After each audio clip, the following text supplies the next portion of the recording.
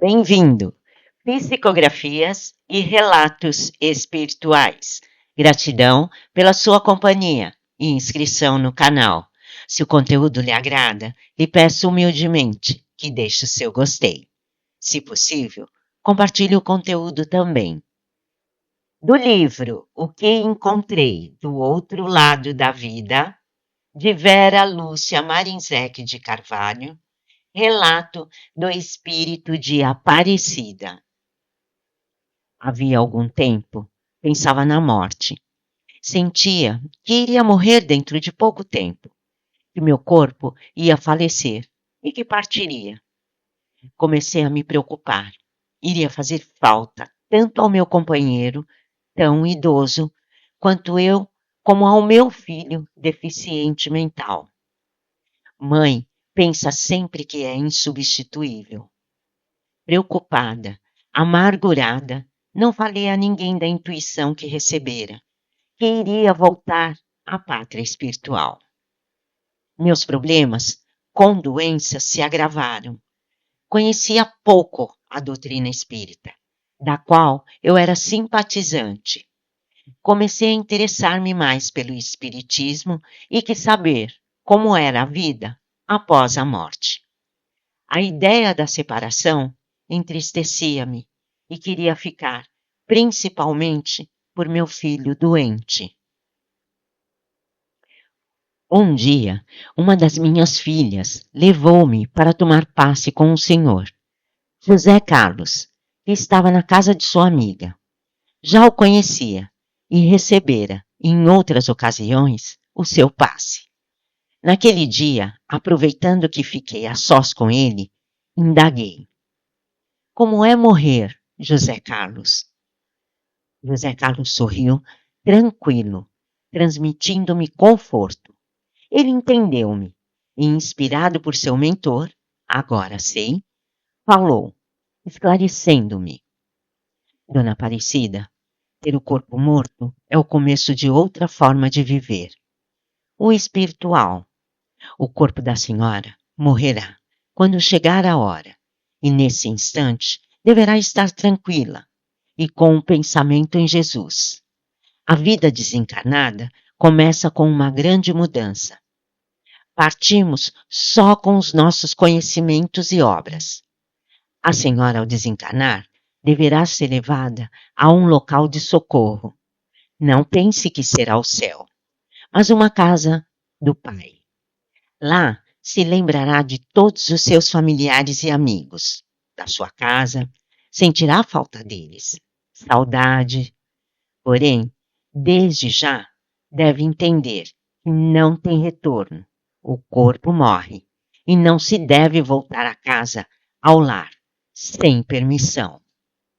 Aceitando, tudo fica mais fácil e deverá esforçar-se por acostumar. Recordo à senhora que ninguém é órfão do amor de Deus.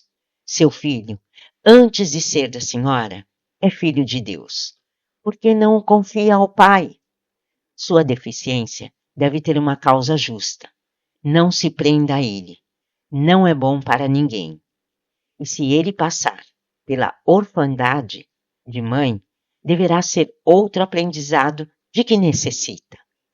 Outras pessoas o amarão e cuidarão dele por seu amor. Esses esclarecimentos claros e objetivos fizeram-me grande bem. Minha doença se agravou, prendendo-me ao leito. Foi necessária uma cirurgia na qual amputaram meu pé. Passei por estranhos momentos. Via pessoas desencarnadas que me animavam, pedindo que tivesse calma. Ouvia conversas de encarnados, médicos, enfermeiros e de familiares. Meu cérebro não reagia ao meu comando. Sabia que cortaram meu pé, e se sarasse, não iria mais andar. Como também, se melhorasse, certamente iriam ter de cortar o outro. Orei com fé.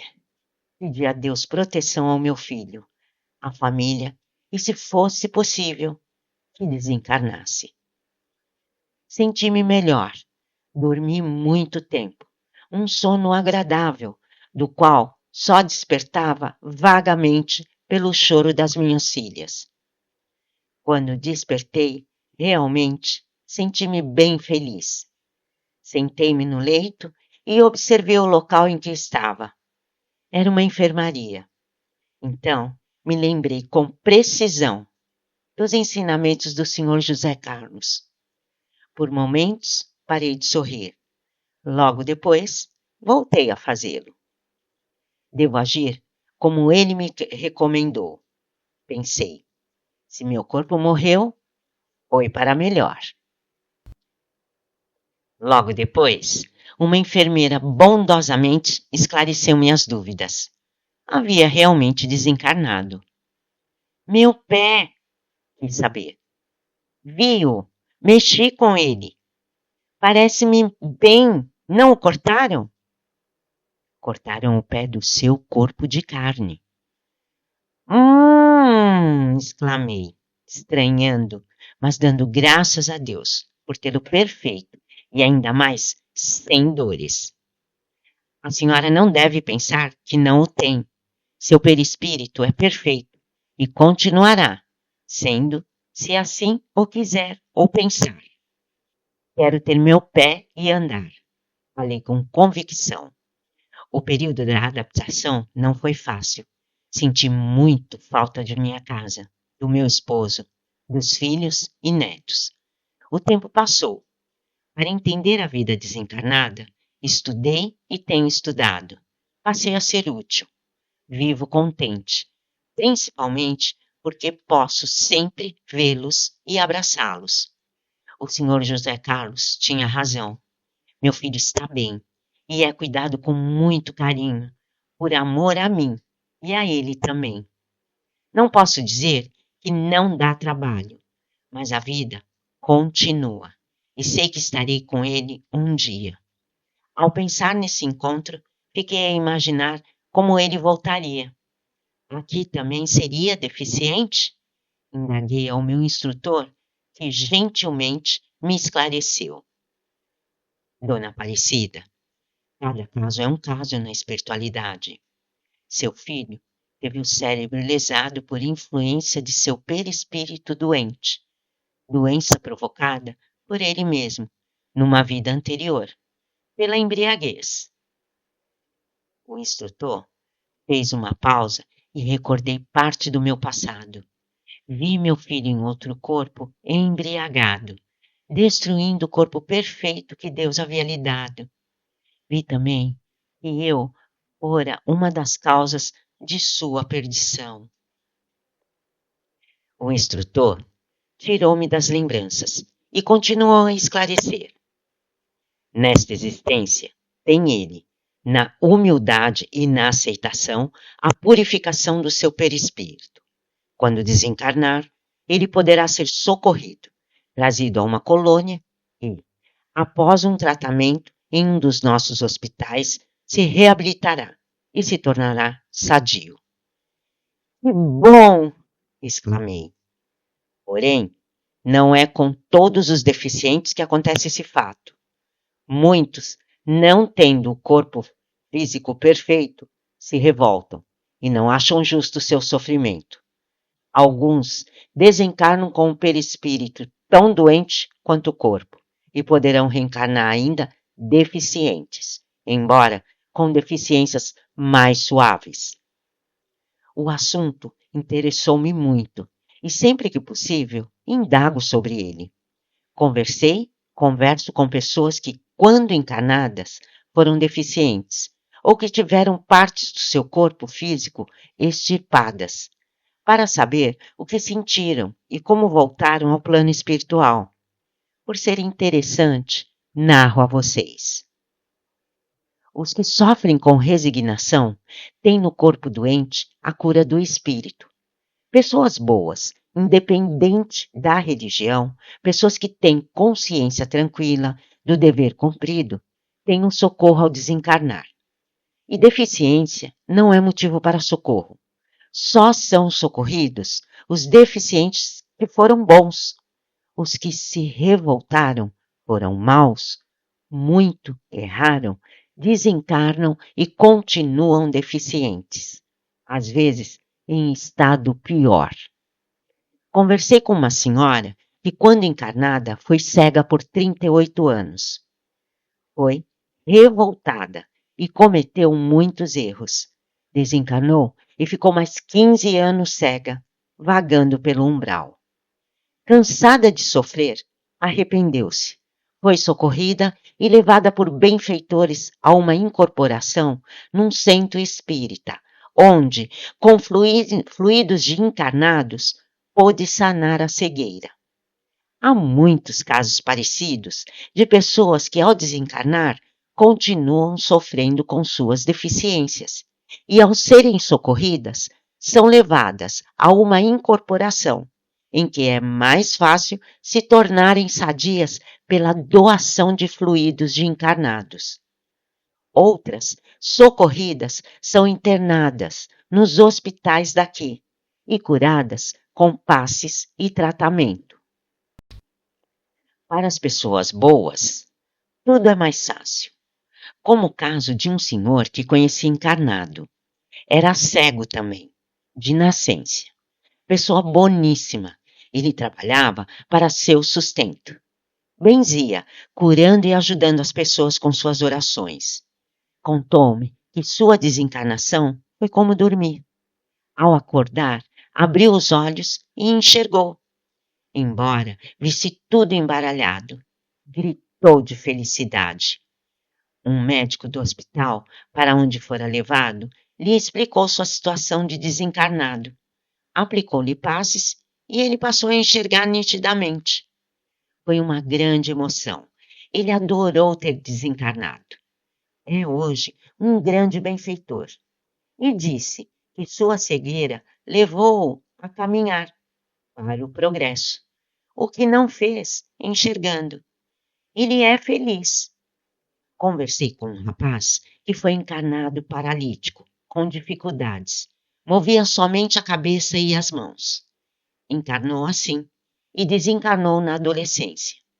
Falando de sua vida, contou-me que destruiu na outra existência seu corpo perfeito num suicídio consciente, pulando de um penhasco. O remorso impediu-o de reconstituir o perispírito. Sua mãe, nesta encarnação, o fora também na outra. Excelente mãe em ambas as encarnações. Ao saber que ele ia encarnar deficiente, pediu, implorou para que fosse sua mãe novamente. Ela não confiava o filho a ninguém. Encarnou em família espírita. Teve todo o apoio e carinho. Sofreu muito como encarnado, dores e tristezas, mas não se revoltou. Desencarnar para ele foi maravilhoso. Dormiu para acordar aqui entre parentes e amigos. Logo que tomou conhecimento de sua desencarnação, pôde se mexer e, com algumas horas de tratamento, quando lhe foram anuladas as impressões do corpo físico, pôde andar, correr. Hoje, anos depois, ele ainda gosta de correr pelos jardins, pular e dar piruetas. E terminou contente sua narração, falando que aprendera a dar valor ao corpo físico e que é muito feliz por Deus ser pai amoroso, não punindo pela eternidade erros de momento. Conversei com muitos que foram deficientes enquanto encarnados, surdos, mudos, aleijados ou débeis mentais. Os bons foram socorridos de imediato e, após tratamento, tornaram-se sadios. Os que vieram com más ações, os desprovidos de merecimentos, sofreram, vagaram, como outros quaisquer que fizeram as mesmas ações más. Todos agora dão muita importância ao aprendizado que tiveram e dão muito valor à bênção do corpo físico sadio. Também me interessei por pessoas que tiveram, como eu, partes do corpo amputadas. E algumas vieram anos assim encarnadas. A primeira impressão que tiveram ao desencarnar é que continuavam sem um membro extraído. Alguns conscientes de que o perispírito era normal, assim se tornaram. Outros, ao serem socorridos, necessitaram de um tratamento psicológico para que fosse reconstituído o membro que faltava. Em caso de crianças e adolescentes, a reconstituição é mais fácil, por não estar enraizada a falta do membro, mesmo que a anormalidade tenha sido de nascença. Crianças e jovens aceitam sugestões mais facilmente, tornando-se perfeitos em curtos períodos. Tive notícias de alguns deficientes encarnados que, ao desencarnar, tornaram-se rapidamente normais, sadios, pois tiveram consciência do porquê e para que foram deficientes. Viveram no bem e para o bem. Tudo indica que saber, conhecer, torna tudo mais fácil. E isso o que a doutrina espírita nos dá e tantos repelem. Conheci um homem no tratamento psicológico que, encarnado, teve o corpo perfeito. Desencarnou e o remorso fez com que o seu braço direito desaparecesse. Quando encarnado, no impulso de raiva, surrara sua mãe. Ela caiu, bateu a cabeça e desencarnou. O fato foi dado como acidente. Ele viveu muitos anos ainda encarnado. Quando desencarnou, sofreu muito no umbral, por esse e por outros erros. Quando o remorso visitou, não quis o braço e este desapareceu. Socorrido, faz tratamento na colônia. Se encarnar assim, o feto, o corpo de carne, não terá o braço direito. Às vezes, ele se esforça e começa a reconstituir o braço, mas basta lembrar desse fato para este desaparecer novamente. Meu instrutor disse-me que ele levará tempo ainda para se refazer, para depois poder reencarnar. O livre-arbítrio é respeitado. Mesmo conhecendo as dificuldades, ele poderá repelir o braço e encarnar. Sem ele. Como este caso, são muitos o que sabemos por aqui. Quantos que enxergavam enquanto encarnados ficam cegos quando desencarnados, pelo remorso de ter prejudicado a outros ou por terem usado sua visão para o mal. E assim, são muitos que escutavam e tornaram-se surdos. Falavam e emudeceram. Inteligentes passaram a débeis mentais. Quem não dá valor ao corpo perfeito pode ter no imperfeito uma profunda lição. E quem aprende, torna-se são. Quem negligencia e erra mais de novas lições se faz merecedor. Com todos os que conversei, há uma explicação justa para a sua deficiência. E os deficientes resignados, boas surpresas terão ao desencarnar. Porém, os que acham que as suas deficiências lhes darão crédito, decepcionam-se, porque não é o Pai amoroso que nos faz imperfeitos, doentes. Nós, pelos nossos erros, causamos as deficiências. É pelo sofrimento, pela aceitação, pela compreensão, que nos curaremos novamente e nos tornaremos sadios.